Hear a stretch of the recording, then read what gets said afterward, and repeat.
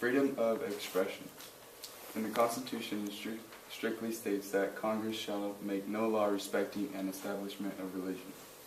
Religion has always played an important role in American life. Many of the early colonies and many later immigrants came to America to escape persecution for their religious beliefs. The First and 14th Amendment set out two guarantees of religious freedom. The first one prohibits an establishment of religion, which is the Establishment Clause, and the second one prohibits any arbitrary interference by the government, the Free Exercise, and that's the Free Exercise Clause. I'm not sure I understand that, Jesus. Could you clarify that? What do you mean by establishment or free exercise? Yeah, I'm going to talk about the Establishment Clause right now, and then the Free Exercise later. Through Thomas Jefferson's words, the Establishment Clause is like a wall of separation between church and state. Church and government are constitutionally separated in this country, but doesn't make them strangers. The government encourages religious beliefs in the U.S., and about all the property of religious contributors are freed from federal, state, and local taxation. Congress and state legislators both open with a prayer, and the nation's anthem and coins are reference to God. In 1947, the Supreme Court heard of its first Establishment Clause case. The Pierce versus Society of Sister case in 1925 was most important in the earlier years because of law that required parents to send their children to public schools. The law was considered unreasonable because it interfered with the Due Process Clause in the 14th Amendment. How? In what way? Well, the 14th Amendment, that's like, I was talking about that earlier. Yeah, we know the 14th is the process of incorporation, basically making the First Amendment not only apply to the federal level or the national level, but now to the state level. So, using that amendment, why would it be unconstitutional to require parents to send their children to public schools? Because he can talk about it in the next one. Let me see.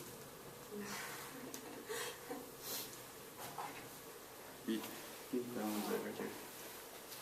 Many argued that the law supported religion and that it gave a way out for parochial schools. That's not it. I think it's because the government can't interfere with the parents on how to raise their kids, so they can't tell their children where to go. Where does it say that in the Constitution?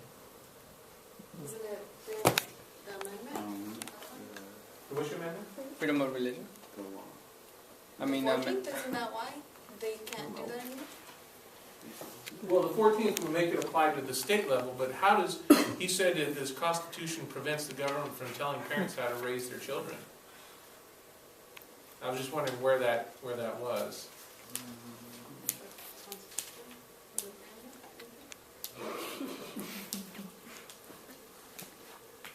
This is why I'm talking, because you Well, it's so free. I think I wrote that down, but in the book it says something about the government. They can't interfere with the parents or with the children's parents. So let me ask you this question.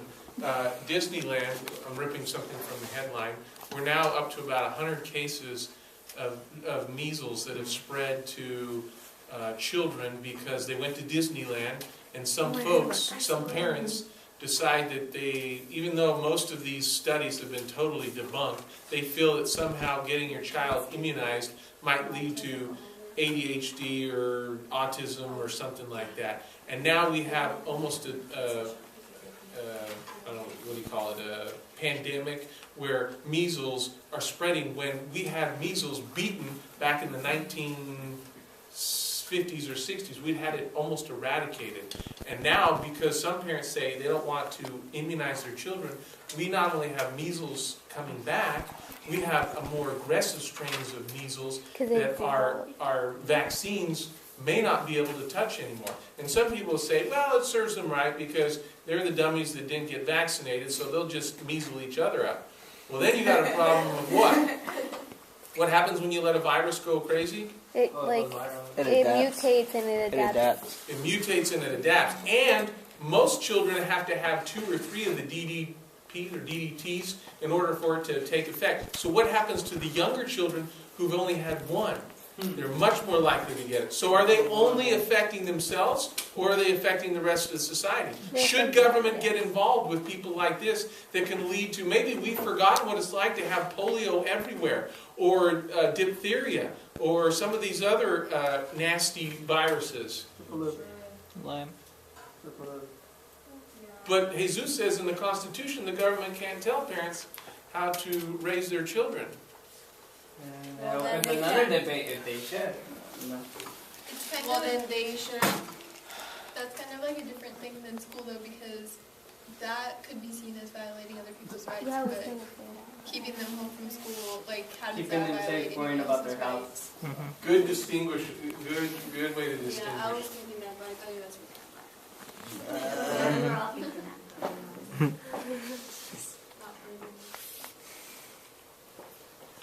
Religion and education. In the New Jersey school bus case, the court upheld the state law that was set for the public so that children attending school, even schools, could take the bus. Many argued that the law supported religion and that it gave a way out for Parochial. parochial schools to not pay for busing. Alejandro, do you know what a parochial school is? Yeah, what is it? It's like a private school. Well, it is a private school, so. Well, it may be, but specifically, what do we mean by parochial? Like they teach religion. Yes, there's religious instruction going on there. like, Oh, Yeah, like who do you guys play that are parochial schools? Our Lady Christian, European Christian. and then Well, say 1 through 2. right before They don't have to, but they choose to, yeah. And how can they get away with that? Central Catholic. Because Because that's the 14th Amendment. Well, their funding, does their funding come from the taxpayers' money, or does it come from parents who Oh, from the pay? parents. Parents. So they're paying for that. So if they're paying for it, they can choose. Yeah. Yeah. Yeah, where to go. The court disagreed because it was intended enough for whichever schools students went to. release time. There is a certain period of time during the day where students are released to attend to religious classes. Recitation of prayers and readings of the Bible in public schools have been viewed by the court. And the decisions to strike down the prayers because it is said that there are violations of the First Amendment. So you can't pray in school? Well, You you can if it's a prayer. Well, you just said that they struck it down, saying you couldn't. You couldn't because can of try and find out. Not It only applies to public schools, right? So you're saying you cannot pray in the public school? as a group, right? I pray. I know that Take my like teachers mind. can't Yeah. lead prayers because it's a government institution. But like if you and do that's, it like, on your promoting own, like religion. that. Say that one more time, Josie. That Josie. teachers can't lead prayers because it's a government institution and that's like promoting religion. So So that's- that would be the state establishing a religion. Yeah. If, because it's a government organization and they're government workers, so they can't like try to influence kind of the students. So when I grew up in elementary school, on the PA system every day, the principal or a teacher would get on and we'd start off with a word of prayer and then they'd read a scripture from the Bible. I grew up with this. In fact, most of the history of our country was that way. Everyone who went to school, part of your curriculum was you studied the Bible for part of the day, you read from it, you talked about doctrines and principles from the Bible, you said prayers, and then things started changing during the 1970s.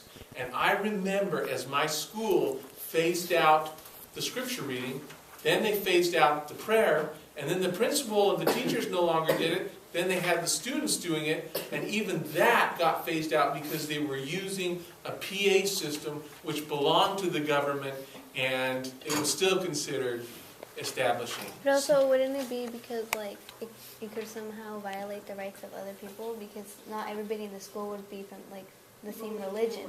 Or they might not even be religious. Yeah. So let me ask you this question. Why was it okay for over 170 years and all of a sudden it becomes unconstitutional? No one brought up the Because perspective of back other then, I people. don't think there was as much like. So no one ever thought about that for 170 years. Maybe Nobody they have, but probably they were a brought any minority. attention to it or something. But we protected minority rights throughout the history of our country. maybe because society wasn't as so diverse as it is now, with like many people from different Oh, places. so we're no longer primarily a Judeo-Christian society. Now we have other religions. Yeah. Oh, yeah. Like back then, it was just like more Christian. Biblical people? Yeah, more Catholic or whatever. But now there's a mix of different religions. Okay, so we have Muslims, we have Buddhists, we have Taoists, Everything. we have atheists. Mhm. Is that why? Yeah. So let me ask you this question: if you're on Methodist? an athletic team and you go out to a game and coach says, "Huddle around, guys. Let's say a word of prayer," is that constitutional? What if it's the playoff? I'm just giving you a scenario. Is that constitutional? Yeah. I think that as long as they're not forcing you to, like, I mean, you could go outside of the huddle if it's like bothering you, you know?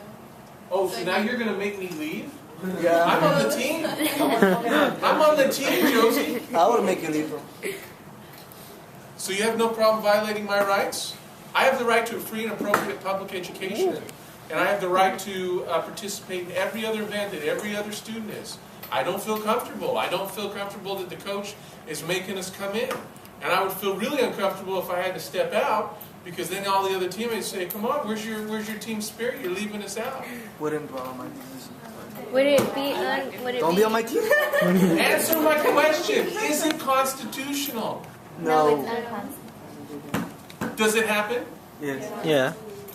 Let me ask you this question. If I go to graduation ceremonies and a student gets up at a graduation, Don't do it. I'm giving you the scenario. I'm at a graduation ceremony, and on the program, they have a slot there for prayers, both in multiple languages. And someone gets up and says the prayer.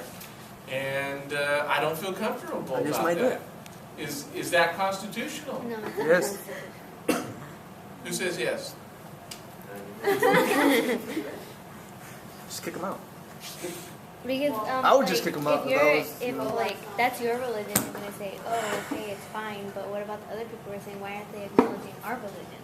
So they're violating. Well, then you You do. have to acknowledge all of them. Well, then What you if I'm do. not religious? Well, then you be like, if there's no God, there's God. You know. Well, Just then start you would from feel there. kind of going to the graduation to see people you care about, so you should just kind of just suck it up, even if you don't. And I have to suck it up? Yeah. Everyone else needs to come in. Why are you violating my rights? because you love the person you're seeing Yeah. graduate, so you're gonna. Hey, this is a government institution. But you knew there was religion. But what if they didn't? I don't know. You knew there was gonna be religion. Guys, what has the Supreme Court said about this? They Yeah. said it in the book. Oh, I see where you're going. What has the Supreme Court said? Is it constitutional for a school to No, it's unconstitutional. or a school official to lead in prayer or to allow at a public institution? No. Unconstitutional. So does it go on? No. Yeah. I lived in Texas, and down in Texas, they didn't give a crap. They would get on the PA system before the games, and they'd have a minister on there offering prayers, Texas saying, is hard "Please, though. Hardcore. please help these students that they won't, or these football players, or these basketball players that they won't Give get them the injured. Everyone will have a good Give them the time." strength. And a few people complained, but Protect them from didn't injury. go anywhere. Now, if I'm in California or Massachusetts or someplace like that, someone brings it up. It's very unlikely that that practice will continue going on. Like at the speech, who said that man said that prayer. Yeah. In fact, there are even students now who are valedictorians that they have to have their speeches pre-cleared. And if it mentions anything about God whatsoever, they will pull it. Or Even they if will- you just say like, So, you want to thank what God. Yeah, even if you want to thank Him, that can be done someplace else. Can't even say I am that not. upstairs. But like, what if they give them like a fake speech? But then you know when the That's real happened. thing, And they'll turn off the mic and they'll escort him off the stage. and then what? What will happen? Then Are he's you gonna done. do that? No more graduation? Do it, Dave, do it. Like no, like they don't There's get to graduate graduation. anymore? There's graduation, but you just can't say the speech. No, but like they don't get to graduate anymore. That person that says. Well, they would probably have to have a talk. Just like with run away with the administration. mic and just keep saying what you're gonna say. Run away with everything. Run away with everything. I'm like, oh my god. They tackle you. You have like a minute left. I want to Do you think. want to keep going? Oh. Okay.